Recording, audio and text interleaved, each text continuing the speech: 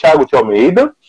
Eu sou um psicólogo formado pela Universidade Federal de São Carlos. Eu fiz o meu mestrado e o meu doutorado na USP e tenho algumas especializações em outras universidades, tá? Uma das principais destaques, para quem quiser conferir depois no meu site, www.thiagodealmeida.com.br, são os relacionamentos amorosos, com toda essa questão de temática de ciúme, infidelidade, problemas de relacionamento íntimo entre os parceiros. Então, assim, para quem tiver interessado, tem vários livros que eu escrevi, ao total de 13 até atualmente, e a maioria deles está disponível gratuitamente para vocês fazerem downloads, leituras na sua íntegra.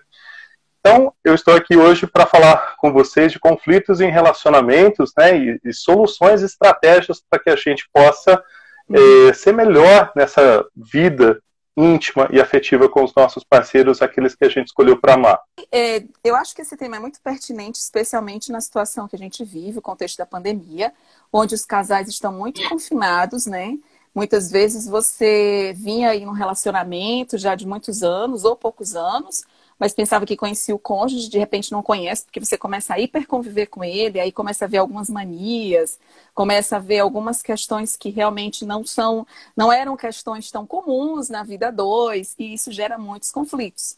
E a primeira pergunta que eu te faço é justamente assim, o que você compreende como conflitos de relacionamento? Dar um panorama, antes de falar de conflitos em relacionamentos, o que são esses relacionamentos que a gente se refere hoje, especialmente essa semana, aos amorosos, para dizer uma das muitas possibilidades que a gente tem de interagir com o outro, né? Segundo muitos autores, os veículos para a gente criar intimidade com o outro, formar uma parceria com uma pessoa e, ao mesmo tempo, criar uma identidade, porque através das interações íntimas, que são esses mecanismos, essas estruturas tão sofisticadas da arte de se relacionar, a gente chama essa consequência de relacionamentos. Então, os relacionamentos nada mais são do que lugares onde a gente cria laços mais íntimos com o outro em uma situação de afetividade. E quando a gente está falando isso, a gente está falando de um eu que tem uma história, de um outro que tem uma história e de uma história que vai ser criada nessa parceria. É importante que a gente identifique as várias formas que as pessoas têm de se relacionar e que essas formas de se relacionar têm altos e baixos. O que significa esses altos e baixos? Essas tensões ocasionais, que agora a gente sim traz à baila esse conceito de conflito. Então, o que são esses conflitos? De uma forma geral, em psicologia, a gente entende uma pessoa que conflita com a gente como aquela que discorda, ou seja, tem uma expectativa diferenciada dos nossos parâmetros, dos nossos referenciais. Porque, como eu falei, todo mundo parte de uma família, de um ponto de vista, tem uma visão de mundo. A partir do momento que a gente caminha ao encontro de uma outra pessoa, ainda que seja os nossos amigos, ou uma pessoa que a gente escolha para chamar de nosso namorado, mulher, esposo, noivo, a gente vai interagir com esse universo, esse microcosmo que é o outro. E é importante a gente saber que isso tem consequências que vão ser em termos de concórdia, em termos de essas expectativas vão estar alinhadas às minhas, ou às vezes são discrepantes. Então o que significa isso? Que o outro pode ter um ponto de vista que realmente não esteja em continuidade ou nossa forma de pensar. Mas quando a gente diz isso, Deus, a gente não está dizendo que esse outro nos odeia, pode ser um inimigo, etc. Mas esse outro tem um ponto de vista diferenciado do nosso, mas ainda pode estar interessado nas mesmas situações nas quais a gente vai entrar em debate, em conversa, para que a gente possa produzir soluções para eventuais situações, problemas, quaisquer que elas sejam. Então, essa é a natureza, né, e a gênese dos conflitos. Pontos de vista diferentes. Só isso que tendem, né, a uma homogeneização de uma solução para essa situação-problema. Eu acho interessante, Thiago, acho que também a gente destacar uma coisa que eu venho refletindo muito, a diferença entre conflito e confronto, né? Porque conflitos todos nós temos, assim, às vezes na hora de você fazer uma compra, a pessoa quer uma compra, outro não quer um restaurante, outro não quer, como você acabou de falar, pensa diferente, tem uma perspectiva diferente de ver a vida, e esses conflitos muitas vezes se acirram com a chegada dos filhos, né? Porque às vezes você começa numa união a Deus, como você acabou de falar, é como se o homem ou a mulher, ou, né, as pessoas se unissem, cada um com o seu enxoval, eles juntam os enxovais para construir uma nova história, né? E aí temos esses conflitos, mas os confrontos eu acho que também devem ser refletidos, né? Porque, assim, veja que o confronto é pior. É melhor você enfrentar o conflito, encarar o conflito, do que você ir para o confronto. Porque o confronto, você não dá a oportunidade do outro falar. Você não dá a oportunidade do outro se expressar. Por exemplo, eu vejo hoje em dia na internet, é muito comum algumas pessoas, quando estão em conflito com o cônjuge ou com qualquer outra pessoa, escancara na internet. Isso é um confronto, muitas vezes, porque às vezes nem conversa com a pessoa, então fala com outras pessoas, menos com a pessoa que está em conflito. Isso é um confronto também. É como se fosse uma guerra, né? Quer dizer, você está travando aí a relação e está impedindo que o outro também expresse. O que acontece? Desemboca aqui para algumas pessoas, né, que algumas das soluções que elas vão adotar para lidar com essas situações, problemas que elas vivenciam no cotidiano, realmente vai beirar ou consequenciar um confronto, ou seja, a um embate que seja desgastante para as duas partes, com o prejuízo, inclusive, da significação do que o outro tem para mim. Então, o que eu quero dizer? Deusi, as pessoas se preocupam muito com os futuros do relacionamento, mais do que nunca hoje em dia, né? Onde existem tantas técnicas de relaxamento moral e de relativização até dos casamentos, de normas que anteriormente eram talvez mais culturalmente fixas ou fixadas pela própria ideologia da época. Mas se hoje a gente pensa que a pior coisa que pode acontecer conosco ou com o nosso parceiro é apenas nos separarmos dele, tendo em vista os 5 meses que a gente está unido a ele, aos 10 anos, 25 anos, ou sei lá que bodas a gente esteja se referindo, não é a separação a pior coisa que pode acontecer em relação a outra pessoa. O que pode acontecer? Quando você está com uma pessoa, não é só o futuro do relacionamento que está ameaçado diante de uma situação de enfrentamento que a gente está chamando de confronto. O próprio passado da relação pode ser ressignificado. Então, de que forma isso pode acontecer? Olha que interessante, e olha se isso não está acontecendo com você hoje, que está nos assistindo. Veja, vamos supor que a minha mulher tenha pedido para eu ir à lavanderia buscar umas roupas dela que ela deixou lá. Mas aí, aquela semana eu estou tão ocupado, eu estou tão cheio de coisas para fazer, que eu pego e falo assim, olha, sabe o que acontece? Eu acabei me esquecendo, assim que eu volto da janta, eu falo, nossa, mulher, desculpa. E a minha mulher tem entendimento que o quê? Nossa, o Thiago é um pai de família tão valoroso, é uma pessoa tão querida, né? Que ele tentou se esforçar, mas não deu certo dessa vez. Então a pessoa vai analisar aquela situação como circunscrita e não como alguma coisa genérica, uma característica que deponha contra a própria relação. Diferentemente de uma situação que a gente pode citar, por exemplo, um beijinho é um sinal de amor, pelo menos é entendido para muitos como um sinal de amor. Mas vamos supor que o marido, né, chegue do trabalho e a esposa venha dar um beijinho no rosto dele. Se a relação é contaminada por prejuízos de entendimento e de percepção da realidade, né, de um negativismo nesse relacionamento, o marido já pode começar a pensar, ei, o que ela quer de mim? Será que ela estourou como chama aquele negócio, o valor do cartão, o saldo do cartão, alguma coisa assim? E isso pode gerar entendimentos que parece, ela sempre é gastona, ela é uma perdulária, ou ele sempre é um esbanjador, ou ele é sempre um egoísta, ele é sempre um ciumento. Então, esses pensamentos de generalização estão comprometendo a relação de uma forma que a gente não está percebendo. Por quê? Elas estão ressignificando o outro e um passado todo que foi convivido a dois de uma forma negativa, por um viés, por uma perspectiva ruim, mais prejudicada. Então, assim, Deus, você estava me perguntando assim, eu vou trazer umas contribuições para essa nossa live, para esse nosso bate-papo gostoso. Já vejo que está subindo aí o número da nossa audiência, e você falou assim que uma das grandes expectativas suas talvez seja que venha a ser dirimido as brigas e conflitos e confrontos que existem em relacionamentos amorosos, né? Então, o que eu gostaria de falar, em primeiro lugar, é que eu trago aqui, está baseado num corpus teórico de pesquisas bem grande que fala sobre o assunto. Embora algumas pesquisas sejam tanto quanto controversas, porque alguns psicólogos têm alguns entendimentos, alguns médicos, algumas pessoas para as quais esses casais acorrem com as suas diversas situações de problema, que eu vou citar algumas, pelo menos das que eu recebo em meu consultório, é importante a gente lembrar de uma coisa. Quando a gente está citando, né, relacionamentos, a gente sabe que não há dúvida que todos nós queremos viver um relacionamento sem tensões, sem problemas, tal como se ele fosse um mar de rosas.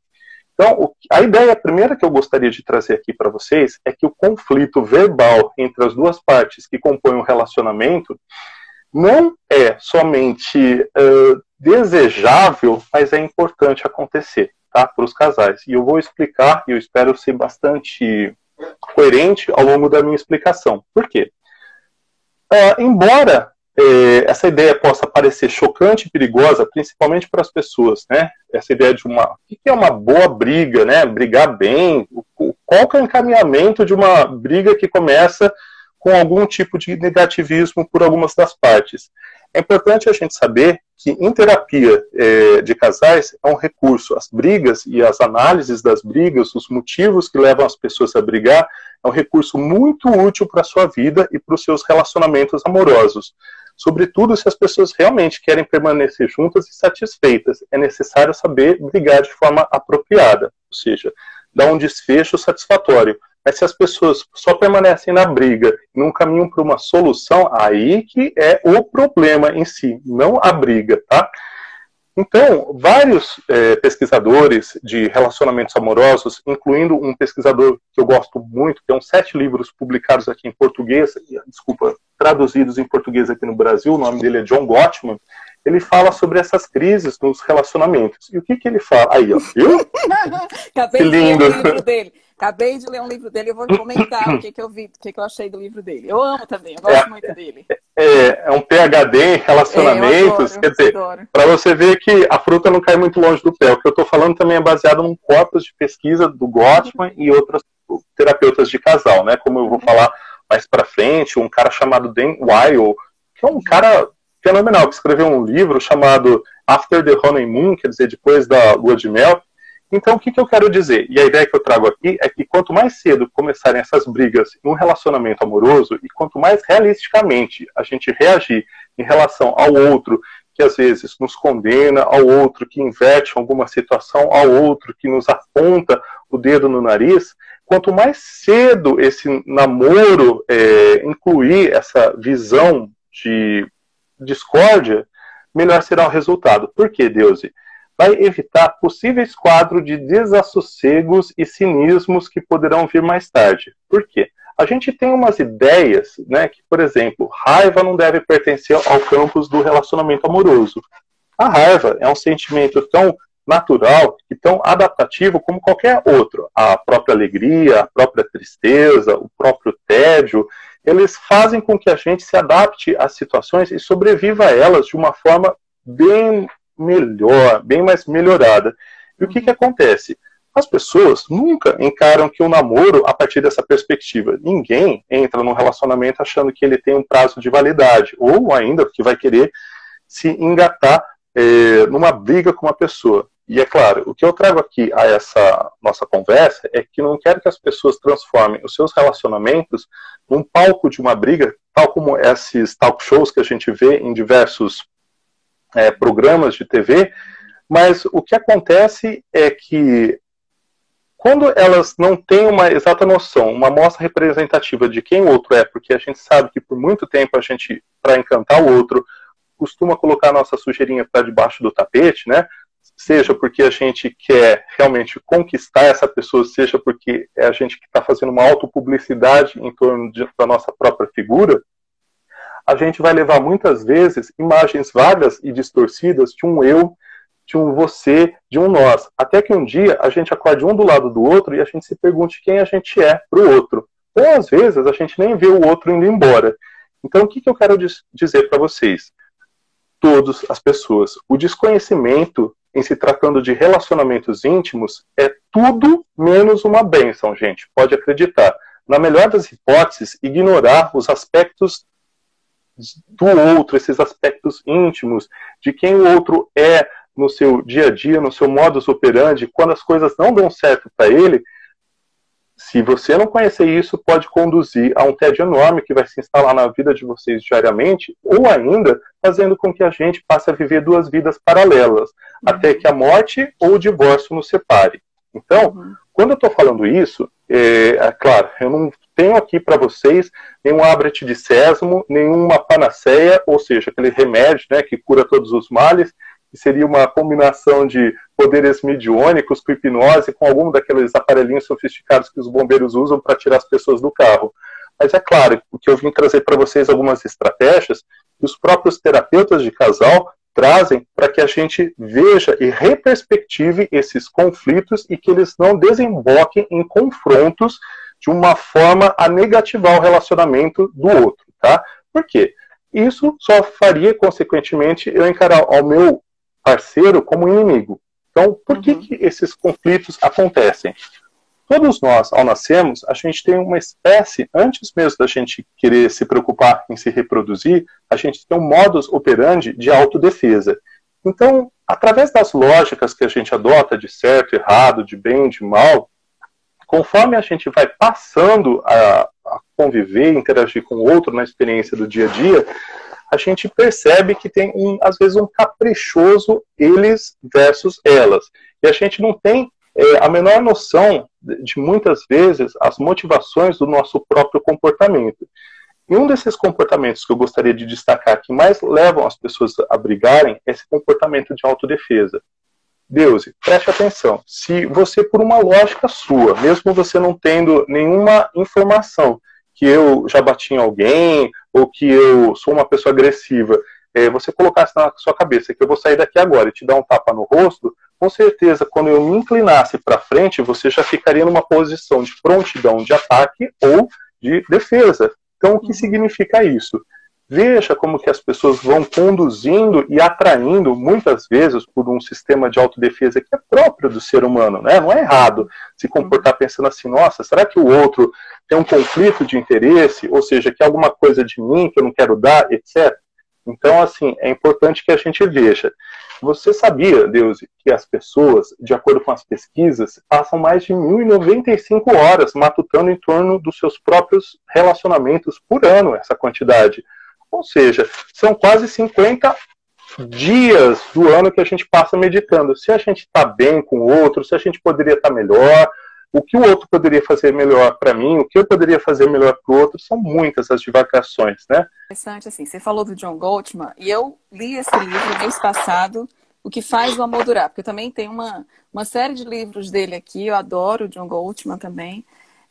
E aí, o que eu achei interessante desse livro para compartilhar com o nosso internauta foi a questão das caixinhas, né? As 3 caixas que ele fala.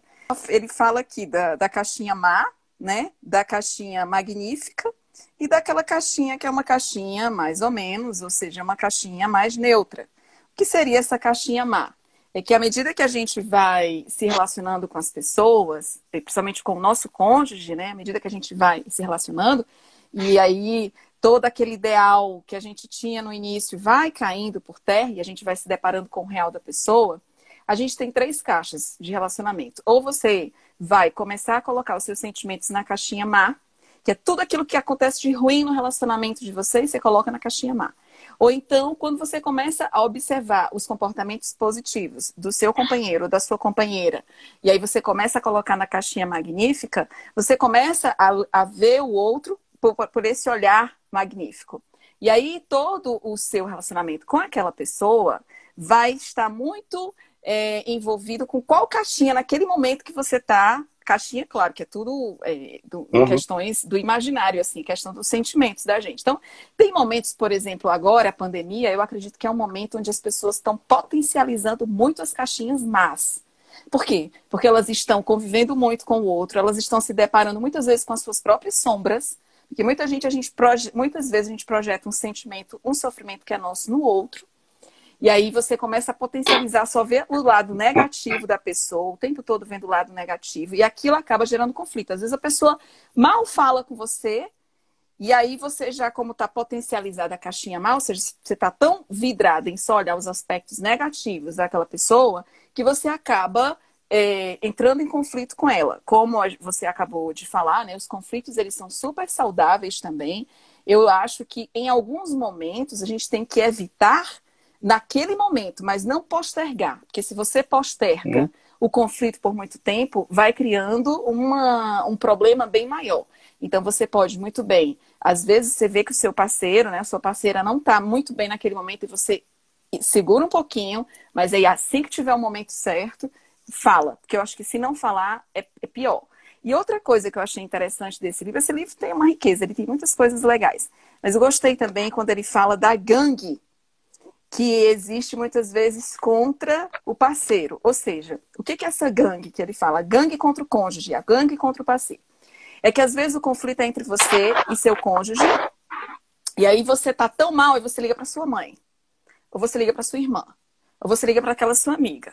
Claro que naquele momento, óbvio, você quer falar, e você fala, e aí você cria uma aliança com a sua mãe, ou com a sua amiga, ou com quem quer que seja. Você cria uma aliança. E acontece que muitas vezes essa aliança faz você ficar... Aquela pessoa às vezes fica contra também o parceiro, porque ele gosta de você, ela gosta de você. Então, essa gangue que a gente vai... E aí você começa a espalhar o seu sofrimento para sua mãe, ou para os seus irmãos, ou para os seus melhores amigos, mas não consegue falar com a pessoa. Então a coisa vai ficando cada vez maior, mas a pessoa que realmente você deveria falar, você não fala. Você cala, né? Então ele fala muito dessa questão da gangue. Então eu acho legal a gente pensar que os conflitos, eles precisam de fatos. O que eu acho assim que é muito complicado e muito difícil é essa coisa do A2, né? Porque às vezes a pessoa, diante de um problema, está tão ansioso que fala com o amigo. E é importante também falar, né? Porque os amigos, de acordo com a Organização Mundial de Saúde, eles são fundamentais. Né? Quantos de nós aí tivemos nossas crises de relacionamentos amorosos e ligamos para as nossas amigas, para os nossos amigos para desabafar? Isso é perfeito, entre aspas. Perfeito até o ponto de você também ter que resolver e não formar essa gangue, né? Porque aí de repente você, por exemplo, rompe com o seu parceiro, rompe por algum momento e fica todo mundo com raiva daquela pessoa, né? Mas na verdade você tinha que resolver o problema com ela, o conflito era com ela, né? Só que o conflito ele acaba sendo alastrado, né? Você tem alguma coisa para comentar sobre isso? Eu vou comentar a respeito do case aí que você fala, né? Da gangue, porque realmente o que se forma muitas vezes é isso.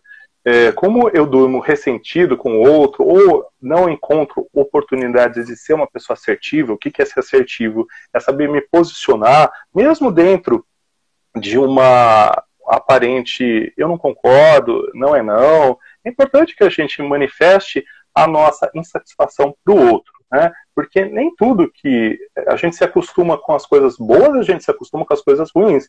Então, antes que venha acontecer uma monotonia que é mortífera, não só para os relacionamentos amorosos, mas para qualquer relações e relacionamentos da nossa vida, é importante que a gente transmita as nossas intenções, veja como elas estão alinhadas ou como o outro pode contemplar as nossas expectativas. Por quê? Ao contrário disso, Deusi, eu vou falar um fato, talvez, né, surpreendente ou não para alguns, que às vezes nem é sempre fácil de aceitar. Em uma relação a dois, está na cara que você é sempre responsável por 50% de tudo aquilo com o que você convive. O que é bom e o que não é bom. Então, o que significa isso?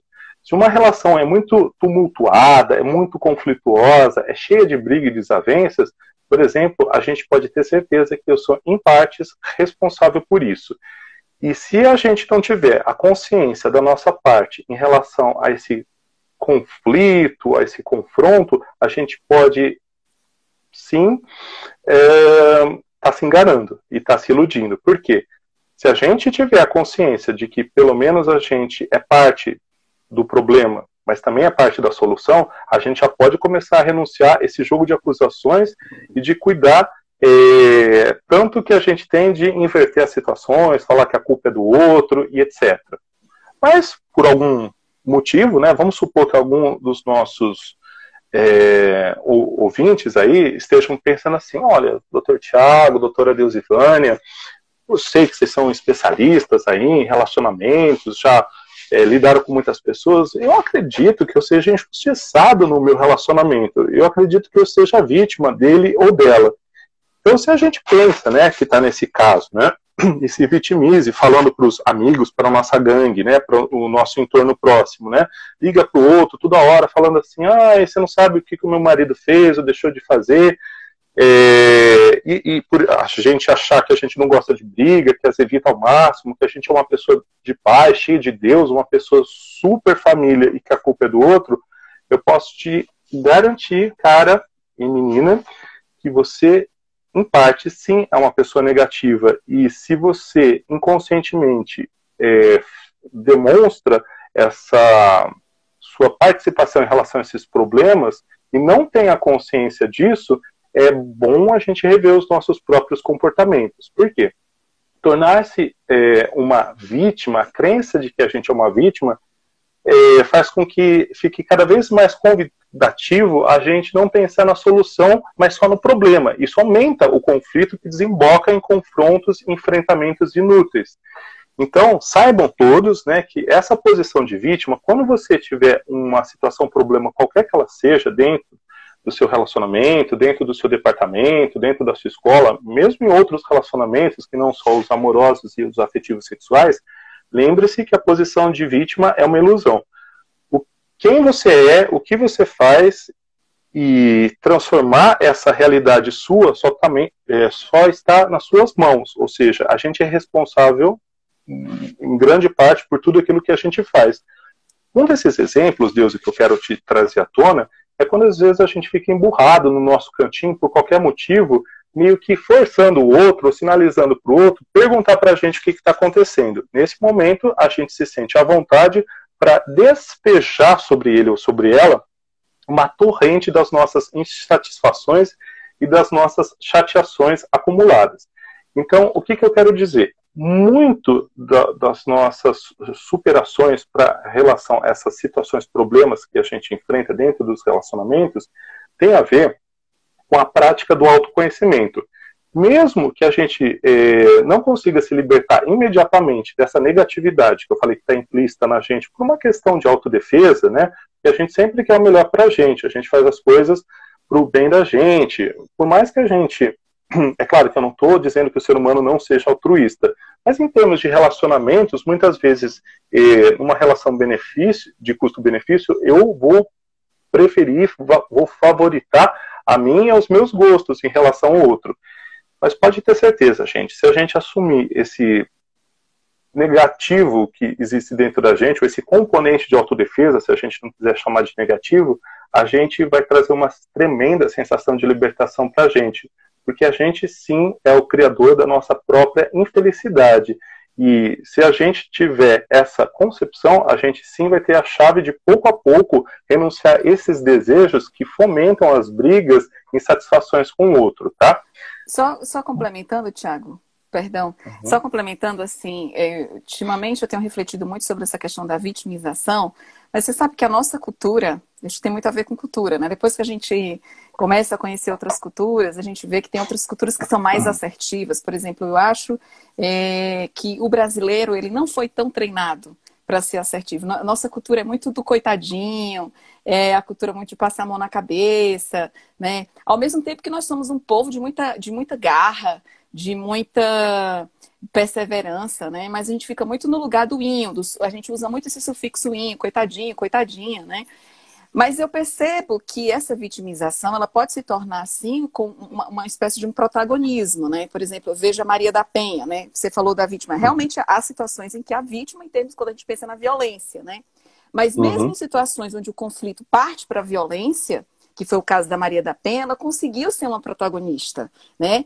Ela foi, para quem não sabe, a Maria da Penha, ela foi uma mulher que foi espancada pelo marido, diversas vezes ela foi violentada psicologicamente, no final das contas ela acabou tetraplégica, né? Ele deu um tiro nela, mas mesmo com todo esse sofrimento, com tantos conflitos que passaram a violência, né, doméstica, que não é a gente não vai adentrar nesse assunto, mas eu já queria só falar um pouquinho sobre isso, ela foi protagonista.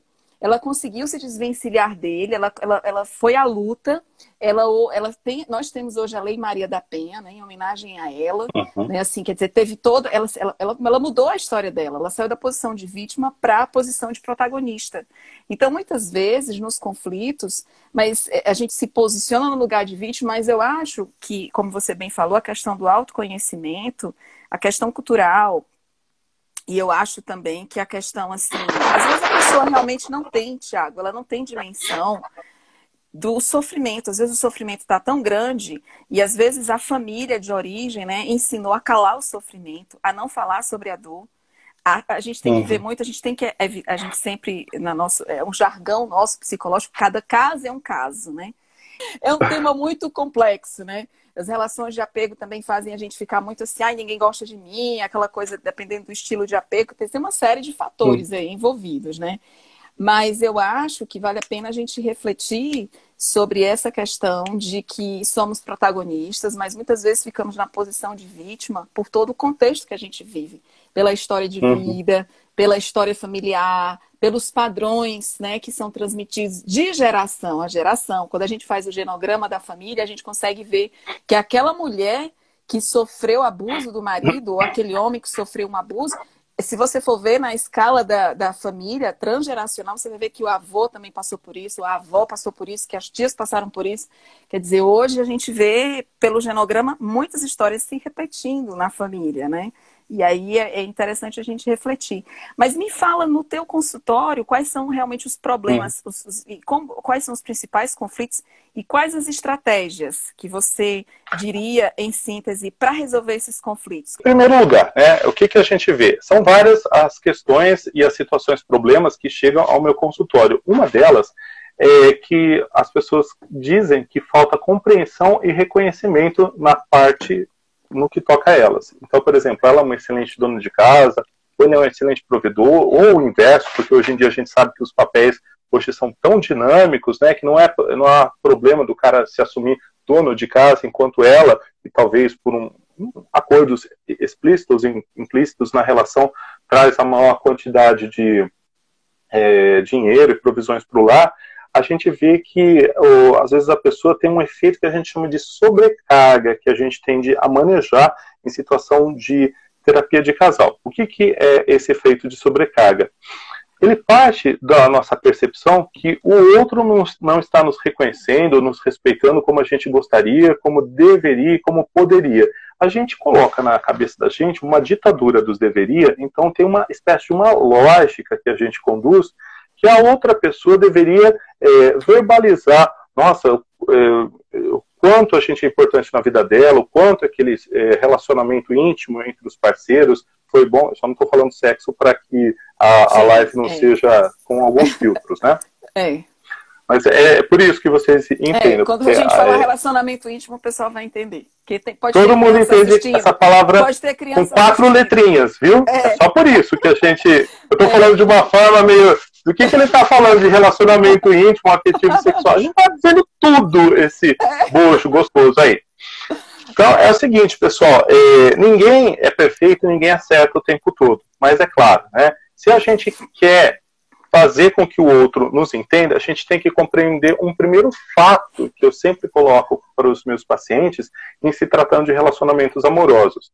Nesse planeta, infelizmente, a gente não tem o dom da adivinhação. Então, se a gente quer que o outro entenda, é importante que a gente seja assertivo, como você disse, protagonista da nossa história, falar o que a gente concorda, o que a gente não concorda, e até mesmo as nossas chateações em relação ao que o outro fez ou deixou de fazer. E isso tem muitas vezes, faz sentido para a gente aquela crítica, aquele posicionamento, aquela queixa. E às vezes o outro não percebeu mesmo a importância, mas não é porque ele não gosta da gente, não é porque ele tem um desrespeito. É porque o outro tem um padrão, um estilo de vida, um estilo de apego, como vai ser dita em outras lives aqui que a gente pretende fazer, e a pessoa não se dá conta, né, dessa dinâmica interna e psicológica que rola aí entre ela. Então é importante que a gente saiba de uma coisa. Quando você está com o outro, é importante que você entenda que todo mundo reage ao carinho, inclusive o seu cônjuge. Então é importante que a gente verbalize isso para o cônjuge. Algumas pessoas falam assim, mas o meu cônjuge sabe que eu gosto dele. Não, gente, é importante que a gente verbalize, fale para o outro. Você é importante para mim, eu te quero junto. Vamos relembrar de todas as palavras e ações que a gente falava antes desse relacionamento acontecer e se chamar de noivado, namoro, etc. Porque nada deixa um relacionamento mais capenga, e se tratando aí da semana do Dia dos Namorados, que a gente vê informações múltiplas, né, entre casais, do que a perda da capacidade de seduzir e ser seduzido. Gente, isso é horrível, né? A gente pensa que a raiva é a pior coisa que pode acontecer para o casal quando o nosso parceiro, a nossa parceira, por exemplo, vocifera algumas palavras ou nos critica em algum apontamento, mas a pior coisa que pode acontecer para um relacionamento é a indiferença. É quando você percebe que não importa o que você faça ou fale, o outro não está nem aí. Você, na verdade, vira uma flor de plástico. O que é uma flor de plástico para a pessoa? É uma coisa que não cheira e nem fede. E lembrando que eu falei para vocês que o papel de vítima pode assumir muitas formas. Inclusive, né, essa forma que a gente fala assim, o outro nunca me reconhece, o outro nunca fala nada, mas a gente também esquece de fazer a nossa parte, de falar assim, lembrar o marido e a mulher que tem problemas, de lembrar de datas especiais sobre essas datas, lembrar de reuniões familiares que nos importam, reuniões com amigos ou amigas da gente que nos importam. Então, se a gente também não nos manifesta, nos manifestamos de forma ativa nesse sentido, é um problema sério, que depois a gente talvez venha colher no futuro, mais perto ou menos perto da gente. Então, assim, vamos, ao invés de usar esses pensamentos, essas lógicas mais defensivas, que falam assim, o outro não fez, o outro deixou de fazer, o que eu gostaria que o outro faça? E verbalize. Verbalize mesmo o que você quer e principalmente o que você não quer para a sua vida. Porque lembra, você é responsável pelo que você está atraindo para o seu próprio relacionamento. Tá? Uhum. Uma outra situação que as pessoas não se percebem e é importante falar, né? As pessoas desconhecem a bagagem do que elas trazem para o relacionamento. A gente pensa, né? Formar uma casa e, como você falou, né? Construir a nossa história. Só que a nossa história, muitas vezes, é permeada, ou seja, ela tem uma espécie de composição ou influência dos nossos valores familiares. Por quê? Em algum momento, né, seja por 5, 10, 15, 20 ou mais anos, eu convivi numa determinada estrutura de família, onde, por exemplo, né, o meu pai era workaholic, né, ele trabalhava muito, a minha mãe era muito ciumenta, e de repente eu não percebo que às vezes eu estou reproduzindo uma visão de mundo, valores, que são muito, muito, muito parecidos com que esse pai e essa mãe agia dentro do meu próprio relacionamento, com os amigos ou com os meus amores. Então, quando eu falo isso, é importante que até nas nossas discussões do dia a dia, a gente saiba reconhecer se existem esses núcleos, esses denominadores comuns, se a gente está falando sempre, né? Se a nossa briga é sempre por causa de dinheiro, de ciúme, etc. Será que esse ciúme, esses problemas que a gente está reclamando sempre, e parece que nunca tem uma solução adequada, não tem a ver com uma família de origem? Porque naquela época, vamos supor, né, que eu era criança, eu convivi com essa lógica de que a mãe passando o dia inteiro limpando a cozinha era certo. E hoje eu fico reclamando que minha esposa, não tem tempo para mim. Por quê? Ou eu acho que essa história é certa. Então, a gente pode chegar a duas conclusões. Ou eu estou vivendo uma biografia muito parecida com as dos meus pais, não que isso aconteça para todos os casos, mas em grande parte a gente não reconhece essa similaridade, ou estou vivendo uma biografia inversa ao modelo dos meus pais. Isso é algo importante para a gente considerar. Por quê? O Dan Weil, que eu falei anteriormente, um escritor muito bom sobre essa área de relacionamentos amorosos, ele escreveu um livro chamado After the Honeymoon, ou seja, Depois da Lua de Mel. E ele falou que quando a gente escolher um parceiro, porque todo mundo, né, quer escolher, você pergunta assim, o que você quer, Deus Ivano? Você gosta de que tipo de homem? Loiro, moreno, alto, magro, mas com alguma característica ou outra, né? A gente se esquece que, paralelamente a essas escolhas de biotipo, vamos dizer assim, a gente está escolhendo um parceiro para toda a vida com um determinado conjunto de situações, problemas solúveis, insolúveis, por 10, 20, 50 anos, ou quanto esse relacionamento durar, desculpa. Então a gente às vezes não tem noção disso, né? A gente tem noção que a gente só quer a parte boa, o lado meio cheio do copo. E realmente é importante que a gente reúna condições de subjugar esses problemas, porque senão eles vão se arrastar até a enésima situação. Sempre naquela questão de ter queixas trocadas. Eu achava que ele queria que eu pensasse, e ele, no caso, desemboca em alguma variação de vitimização, né? Um outro problema que a gente tem em relação a isso, né, que também tem a ver com alinhamento de expectativas, é que a gente pensa assim, o que eu quero para o meu futuro, como foi o meu passado e o que eu quero para a minha vida. Muitas vezes a gente desconhece. Você se pergunta, o que você fez de bom para você hoje? E a gente fala assim, não, levei meus filhos no karatê, busquei meus filhos do judô, levei o meu marido, fiz a refeição, etc. E a gente vai se autoanulando. Mas a gente, se você perguntar, o que você fez de bom por si mesmo? Eu me senti bem fazendo isso. Eu não discordo de você, que você se sinta bem sendo um dono de casa, uma dona de casa, tendo as suas atividades e tarefas tais como essas que eu citei, somente para colocar algumas possibilidades. Mas será que você não gostaria, sei lá, de aprender uma nova língua, de criar um animal, uma planta, plantar alguma coisa, sei lá, fazer alguma coisa de bom para você, mesmo que for ligar para uma amiga, sair com ela para ir para o cinema. Estratégias, eu vou colocar 3 aqui para a gente, não soar muito extenso, tá? Qualquer dúvida que as pessoas tenham a partir dessa nossa live, pode me enviar um e-mail para thiagodealmeida@thiagodealmeida.com.br e a gente pode discutir em outro momento, tá bom? A dica que eu dou para todo mundo é o que a gente chama de apaziguamento, né? O que é apaziguamento? Consiste nessa capacidade da gente aprender a se acalmar. Por quê? Quando a gente está com a cabecinha transtornada, né, pelos problemas, a primeira reação orgânica natural é o aumento de uma substância chamada cortisol. O cortisol é um hormônio que ele é produzido pelas glândulas suprarrenais, uma glândula que fica em cada um dos rins, sobre os rins, né? E produz uma reação de defesa. Ou seja, se o ser humano já tem essa reação de defesa no seu próprio instinto, vamos dizer assim, se é natural do ser humano se preocupar consigo, com os seus problemas, se a gente aumenta essa taxa de cortisol, ppm, parte por milhão, né, essa biodisponibilidade de cortisol, a gente está falando que essa pessoa vai sair do sério. E quando a gente está falando que essa pessoa sai do sério, ela pode muitas vezes emparelhar, enxergar ou começar a perceber o outro como um inimigo, o qual ela vai ter um enfrentamento de uma forma desadaptativa que vai gerar mais confronto do que conflitos e união entre o casal. A primeira estratégia a recorrer e melhorar o nosso relacionamento e os nossos relacionamentos íntimos consiste em aprender a se acalmar. Trata-se de um remédio bastante específico para diversos problemas.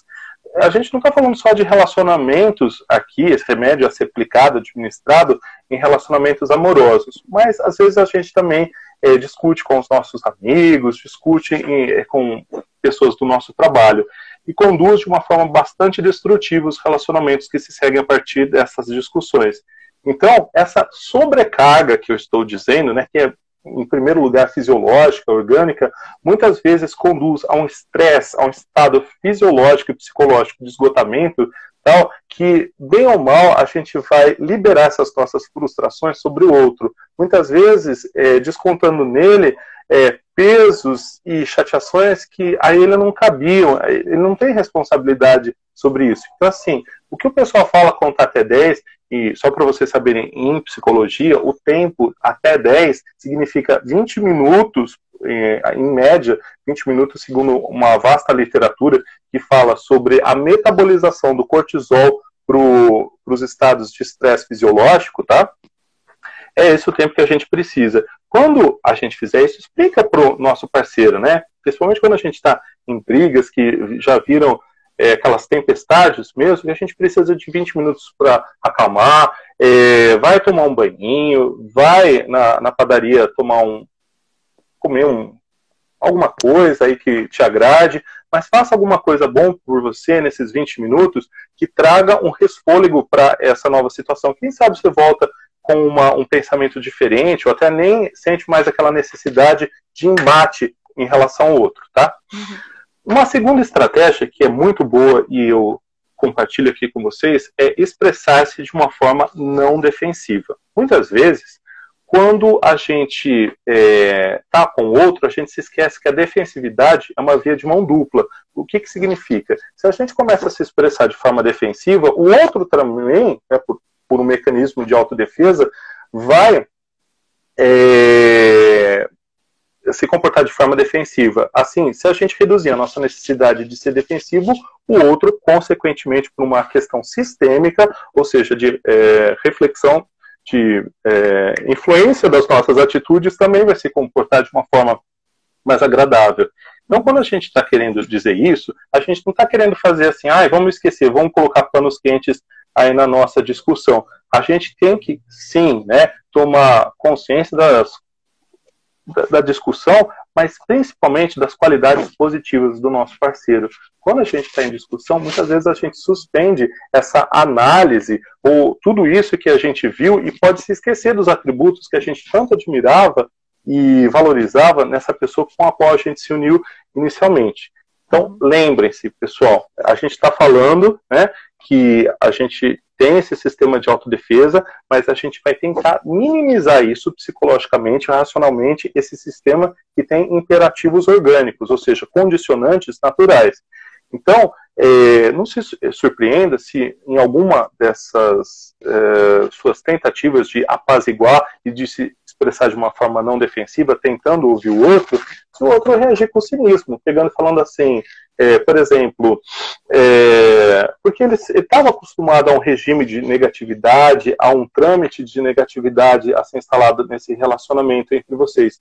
Então, eu peço, e muitas vezes, uma vez, Deus, se eu não virasse fã de você por tudo aquilo que você aí representa para mim, eu viraria fã de você por uma frase que você falou num dos programas que você foi, por uma questão de positividade tóxica. O que é isso? Depois a tela fala melhor. Mas muitas vezes a gente reclama para o outro, por exemplo, que a gente está com dor nas costas.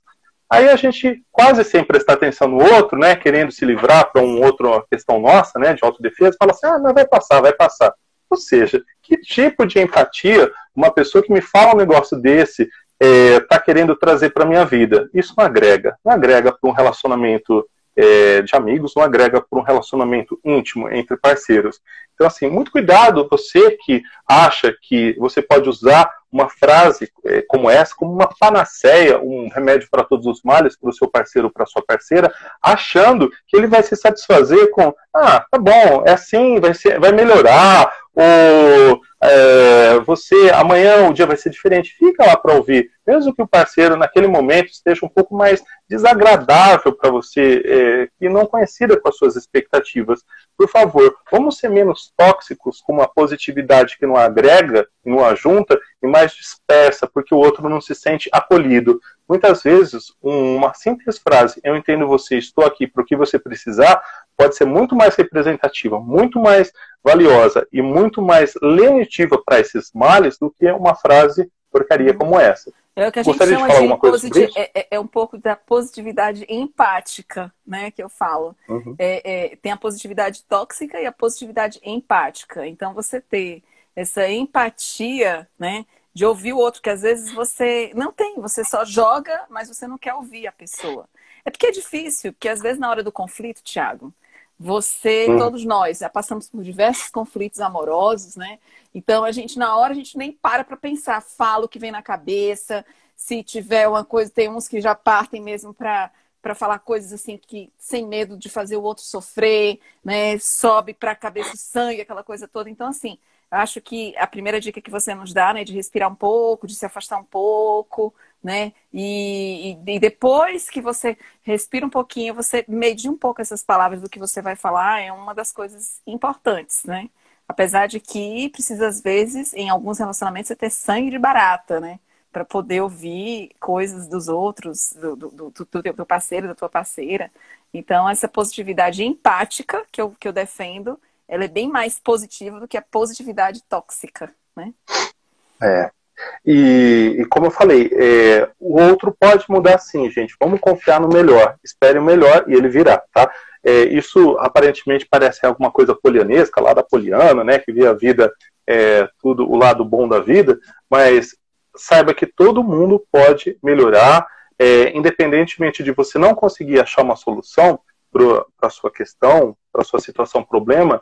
Pode pensar, às vezes, numa terapia de casal, trazer para um amigo mais ponderado, não para essa gangue que vai rivalizar contra o nosso parceiro, a nossa parceira, para que a gente possa constituir alianças para a gente sair das situações de problema, porque às vezes a gente não tem todas as soluções na nossa mão, a gente precisa contar com uma aliança externa. Mas lembre que essa aliança externa tem que ser neutra, distanciada da nossa realidade. Não tem que comprar a nossa briga como se fosse a dela, porque não é. Tá? Cada um deve calçar os próprios sapatos e saber o que chateia, o que não chateia no relacionamento, antes de poder dar um conselho para alguém, né? E a gente precisa se aproximar de pessoas ponderadas. E eu acho interessante, você traz a questão da terapia de casal, né? Eu vejo que hoje em dia muitos casamentos podem ser dissolvidos simplesmente porque eles já não se comunicavam mais. E às vezes a terapia de casal promove essa comunicação. É impressionante, a gente que trabalha com terapia de casal, com terapia de família, a gente vê que tem alguns casamentos que foram dissolvidos no passado e que se tivessem dado a chance de fazer uma terapia, né, de serem ouvidos, de ter um espaço para se comunicar, poderia ter resolvido aquele problema, né? Às vezes são problemas que estão muito ligados ao familismo, que é um tema que eu trabalhei bastante no pós-doutorado. Eu pretendo fazer uma live um dia só sobre isso, para explicar melhor às pessoas sobre esse tema. Mas é impressionante como o familismo, né, que é esse valor que a gente dá à família, às vezes a gente deixa de viver momentos a dois, simplesmente por essa lealdade, às vezes, à família de origem, deixa coloca tanta família em primeiro lugar que muitas vezes se anula num relacionamento a dois. E quando a gente vai para uma terapia de casal, eu vejo muitos terapeutas, né? Eu converso com vários terapeutas e também já li bastante sobre o assunto, também na clínica, a gente vê muito isso, como os casais, o que muitas vezes falta é a comunicação. E aí o terapeuta, ele vem como um catalisador, como uma espécie de um catalisador, alguém que vai ser o porta-voz de um sofrimento que é muitas vezes do cônjuge que leva, porque às vezes é um que quer carregar o outro nas costas, né? O sofrimento, ele é muito grande. E às vezes isso é mais visto, por exemplo, com relação às mulheres. As mulheres, elas têm muito, pelo próprio familismo, né, o que é o familismo? Né? Que é esse valor cultural que se dá à família. Então as mulheres, elas são treinadas muito cedo. Você tem que fazer de tudo pela sua família, você é a cuidadora principal. Isso está mudando, tá? Os homens também fazem muito esse esforço. Mas as mulheres, elas sempre ficaram mais nesse papel de cuidadora. E aí elas querem cuidar dos pais idosos, elas querem cuidar dos cônjuges, elas querem cuidar dos filhos, elas ficam muitas vezes como filhas sanduíches, né? Esse conflito que há entre cuidar dos filhos e cuidar dos pais idosos, eu vejo muito isso nos atendimentos que eu faço lá no Instituto de Psiquiatria, quando a gente está supervisionando o estágio, eu vejo muito esses problemas de conflitos entre os filhos e os pais idosos e o casamento, que muitas vezes vai por água abaixo, porque o problema é tão grande das outras partes, né? Ou seja, com filhos pequenos e com os mais idosos, que eles acabam muitas vezes se anulando. E uma terapia de casal muitas vezes ajuda, né? Hoje em dia está muito em moda a questão das constelações familiares também, né? Que também tem ajudado muitas pessoas. Enfim, eu acho que cada caso tem aí suas peculiaridades, mas de fato as pesquisas científicas, elas nos mostram que das principais estratégias de enfrentamento que a gente pode utilizar é a terapia de casal, essa questão de muitas vezes se distanciar um pouco. né, para poder ver melhor esse conflito, se aliar a determinadas pessoas, não sair por aí falando todos os problemas para todo mundo, porque nem todo mundo vai entender os teus problemas, nem todo mundo vai te dar um apoio que é ideal, né? Eu acho que realmente a figura do terapeuta de casal é uma figura neutra, então é uma figura mais imparcial e acaba ajudando mais o casal a sair de tantos problemas, né? Porque problema, gente, todo mundo vai ter. Quem disser que não tem problema, tá mentindo. Acho que todo casal, né, tem os seus problemas, tem os seus conflitos. Eu acho que a questão é como a gente lida com esses problemas. Qual é o sentido que a gente dá a esses problemas, né? Esses problemas muitas vezes vêm para nos fazer evoluir. E diga-se de passagem, essa evolução, é porque quando a gente fala a palavra evolução, a gente pensa muito na questão do positivo. Ah, evoluir, eu vou evoluir. Mas o câncer também evolui. E ele não é nada positivo, ele é negativo, né? Então, os casamentos ou os relacionamentos, eles podem evoluir ou positivamente ou evoluir negativamente. Então, é muito importante que a gente tenha essa noção, né? De que essa evolução, ela pode ser tanto para o foco positivo como para o foco negativo.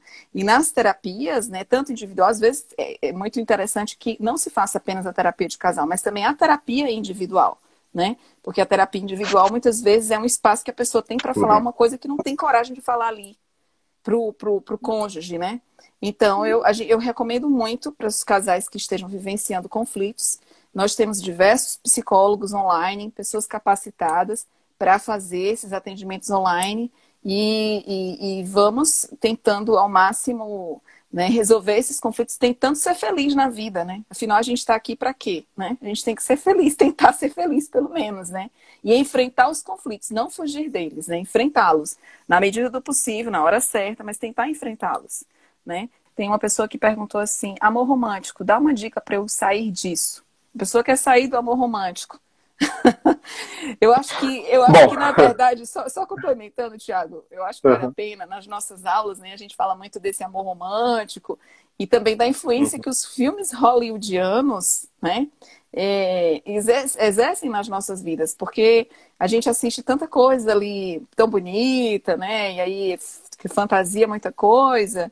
E aí, no dia a dia, muitas vezes, esse amor romântico não é um amor tão vivido, né? E a Luciana, né, ela pergunta aqui como dar uma dica para sair desse amor romântico, né? Acho que está cansada de se iludir com esse tipo de amor. Luciana, primeiramente, para o meu comentário não parecer raso e vazio, o que, em se tratando de amor, eu acharia inadmissível, eu peço para que você leia o meu livro O Conceito de Amor, tá? Ele está disponível gratuitamente lá no meu site www.thiagodealmeida.com.br, e lá vai falar sobre um capítulo sobre a historiografia do amor romântico, isso que você fala, né? Como que se constituir essas ideias, o que a gente chama de amor romântico? E só te lembrar de uma coisa, né? Nem todas as pessoas que se unem a nós se unem pelos mesmos interesses que nós. Às vezes a gente está mais interessado na pessoa do que a pessoa em nós. Vários parâmetros para além do amor definem as relações. Existem relações de interesse, existem relações de custo-benefício, existem relações econômicas, etc. Às vezes, a gente pode achar que está num relacionamento de amor romântico, mas, na verdade, amor não rima com dor, como a própria doutora Deusivânia também falou em uma das outras entrevistas lá que ela foi. Então, eu digo que, como diria o Pablo Neruda, nos esqueçamos com grandiosidade as pessoas que não sabem nos amar, tá?